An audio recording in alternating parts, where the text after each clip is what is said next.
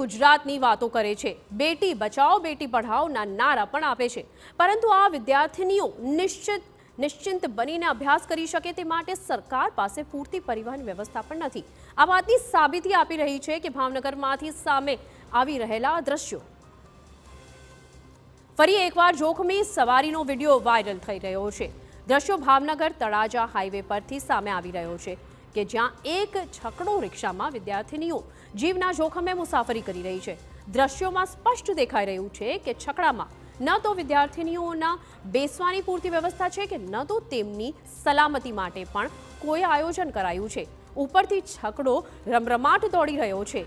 જરા કલ્પના કરો કે ઊભેલી વિદ્યાર્થીનીઓમાંથી કોઈની સહેજ પણ પકડ ઢીલી પડી તો પરિસ્થિતિ શું સર્જાઈ શકે છે। દ્રશ્યો હાઈવેના છે કે જ્યાં છકડાની પાછળ પણ ખૂબ જ ગતિથી વાહનો આવી રહ્યા છે, ત્યારે આ સમગ્ર મુસાફરી કેટલી ભયાવહ સાબિત થઈ શકે છે તેની કલ્પના પણ ધ્રુજાવી મૂકનારી છે। પણ મુદ્દો એ છે કે સતત આવી ઘટનાઓ સામે આવી રહી હોવા છતાં પણ તંત્રના પેટનું પાણી પણ નથી હલી રહ્યું।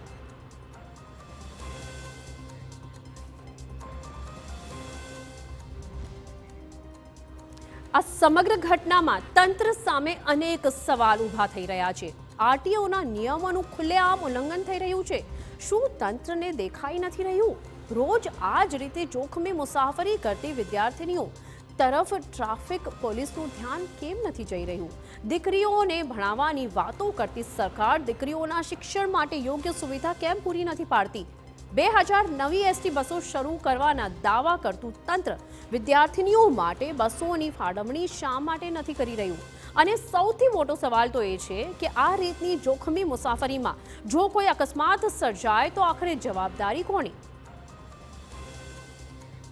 દીકરીઓને ભણવાની હોશ છે પણ યોગ્ય પરિવહન વ્યવસ્થા ન હોય વિદ્યાર્થીનીઓ છકડો રિક્ષામાં અપડાઉન કરવા મજબૂર બની છે।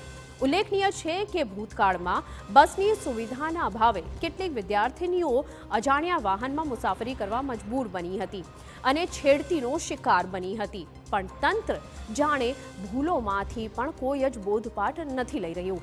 વિદ્યાર્થીનીઓ શિક્ષણ માટે જીવની બાજી લગાવી રહી છે, ત્યારે સવાલ એ ઊભો થઈ રહ્યો છે કે શું આ દ્રશ્યો જોઈને તંત્ર જાગશે કે પછી ફરી કોઈ દુર્ઘટના બાદ જ દોડશે?